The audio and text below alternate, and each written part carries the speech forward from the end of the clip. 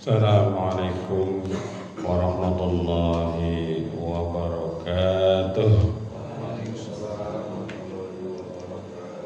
Alhamdulillahilladzi ahyana ba'dama amatana wa ilaihin nusyur. Asyhadu an la ilaha illallah, asyhadu anna Muhammadan abduhu wa rasuluh. Rabbi shrah li sadri wa yassir li amri wahlul 'uqdatam min lisani yafqahu qawli. Amma ba'du, Bapak Ibu lan sedaya kaum muslimin wal muslimat rahimakumullah. Muga sarengan wonten ing kesempatan minulya menika kita ngucapkan raos syukur dumateng Allah Subhanahu wa taala. Segala puji bagi Allah yang sudah membangunkan kita dari kematian sesaat dari tidur kita.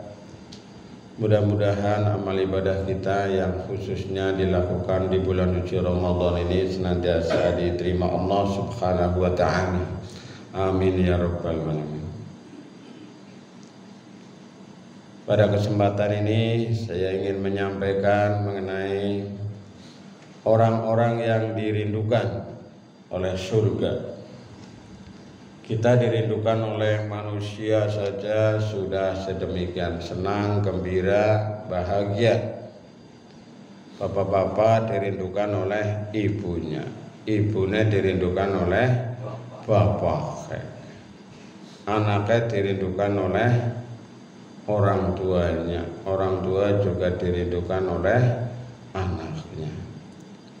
Apalagi kita juga misalnya dinanti dirindukan kehadirannya oleh orang-orang yang penting, tentu kita menjadi senang sekali. Bahkan dulu waktu masih muda, panjenengan kalau dirindukan oleh seseorang rasanya wow, berbunga-bunga, pokoknya. Apalagi kita dirindukan oleh Allah Subhanahu wa ta'ala. Apalagi kita dirindukan oleh surganya Allah Subhanahu wa ta'ala. Selek kepengin ditekani, selek kepengin dirawuhi tengaring wong-wong sing dirindukan dening Allah Subhanahu wa ta'ala, dirindukan oleh surganya Allah Subhanahu wa ta'ala. Al jannatu mustaqatu ila arba'ati nafar. Talil Qur'an wa hafidil lisan wa mut'imil ji'an wa shaimi fi syahri Ramadan. Surga merindukan 4 golongan. Orang yang membaca Al-Qur'an, menjaga lisan, memberi orang lapar, dan puasa di bulan Ramadan. Rawahu Abu Dawud wa Tirmidzi. Hadis riwayat Abu Dawud dan Tirmidzi. Siapa saja yang dirindukan oleh surga? Yang pertama adalah pembaca Al-Quran. Baca Al-Quran itu dirindukan oleh surganya Allah Subhanahu wa ta'ala. Maka mari kita berusaha untuk gemar senang membaca Al-Quran. Al-Quran itu pahalanya per huruf. Jadi tidak per kata, per ayat, per surat, tapi per huruf. Misalnya saja surat Al-Fatihah. Surat Al-Fatihah itu lafaz bismillahnya saja itu sudah 19 huruf. 19 huruf. Jel kon jajal dihitung surat Al-Fatihah hurufnya napira.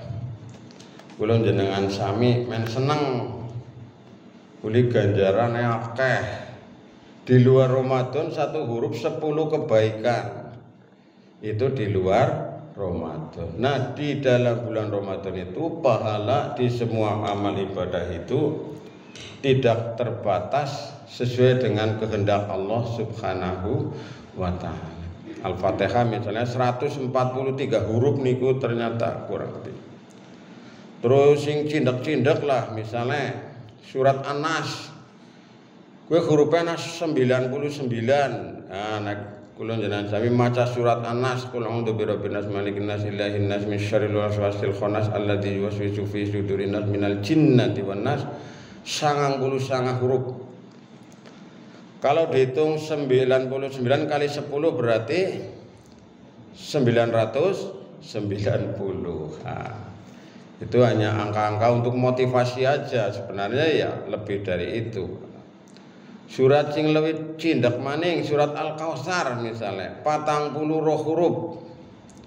40 huruf ping 10 di luar Ramadan. 420. Wah.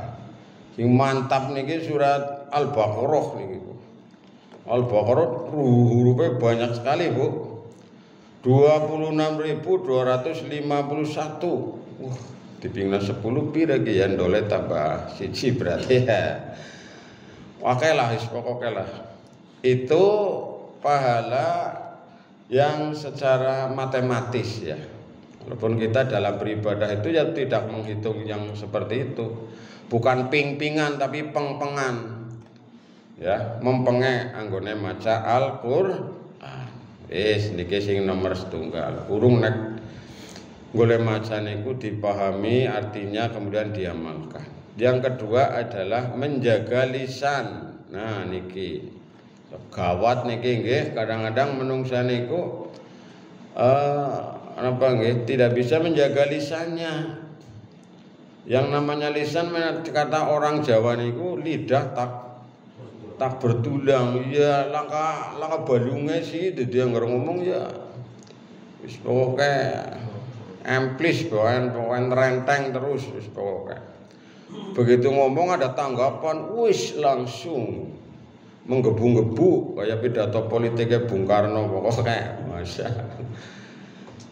Nah, Allah menyampaikan pesan dalam surat Al-Ahzab ayat 70, ya ayyuhalladzina amanu taqullaha wa qulu qawlan sadida. Hai orang yang beriman, bertakwalah kamu kepada Allah dan ucapkanlah perkataan yang benar. Jadi diusahakan perkataan kita itu ya benar begitu. Karena dengan lisan ini orang bisa selamat, dan dengan lisan ini kadang-kadang orang bisa celaka. Salamatul insan fi hifdzil lisan. Selamatnya manusia gue karena bisa menjaga lisannya.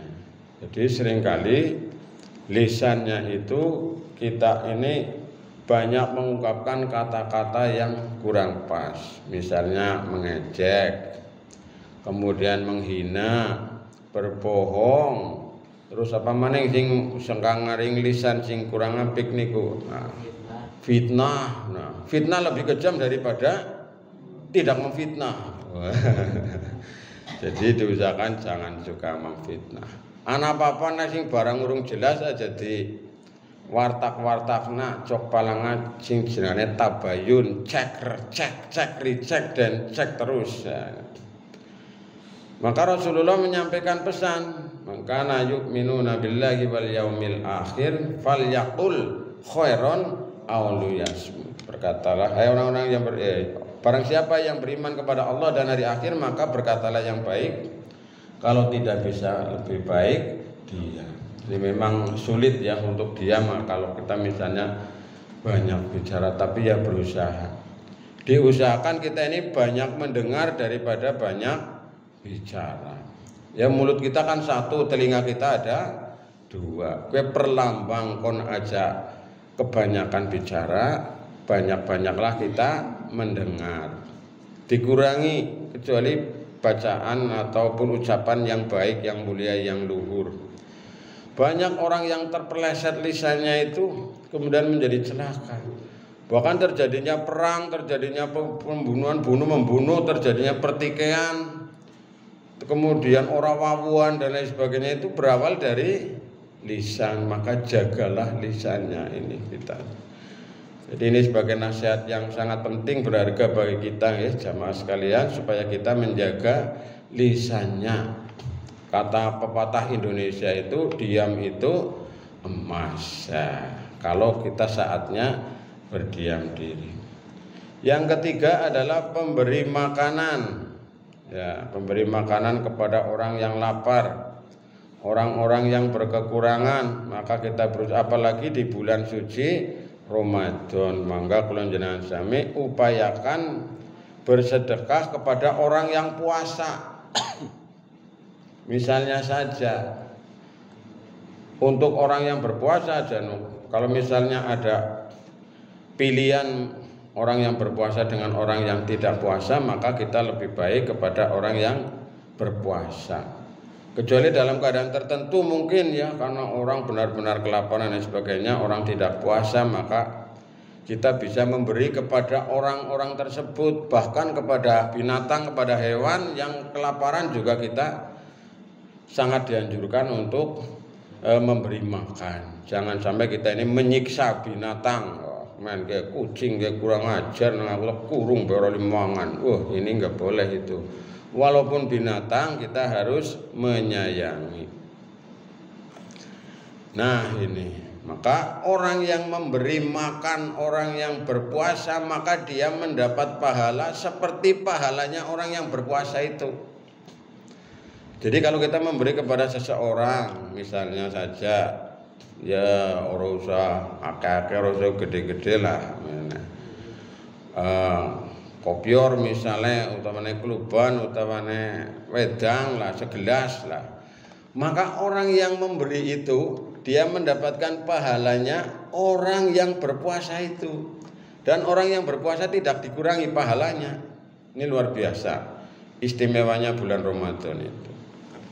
Nah yang keempat yang dirindukan oleh surga adalah orang-orang yang berpuasa di bulan Ramadan. Mari kita ciptakan nuansa puasa Bapak Ibu. Puasa-puasa kadang-kadang bagi orang-orang yang tidak menghargai, tidak menghormati, bahkan tidak berpuasa itu, puasa kayak rasanya kayak apa kayak gitu. Apalagi ini 10 hari terakhir biasanya mangsan rame banget sing jenenge warung kayak lah bedane karo orang bulan puasa.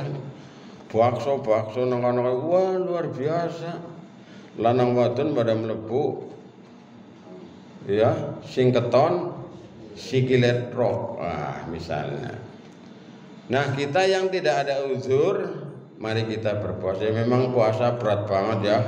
Orang madang, orang minum mulai terbit fajar sampai terbenamnya matahari. Wong kula jenengan sampeyan boleh-boleh madang, boleh-boleh mangan, biasane setengah jam pisan minum, setengah jam pisan mangan. Baru gue sejam maning mangan maning, ada makan besar, ada makan kecil, anak letikan, anak dan sebagainya. Nah, orang-orang yang berpuasa di bulan suci Ramadan dengan mengharap ridho Allah Subhanahu wa taala, maka dia akan diampuni dosa-dosanya dan termasuk golongannya orang-orang yang dirindukan oleh surganya Allah Subhanahu wa taala.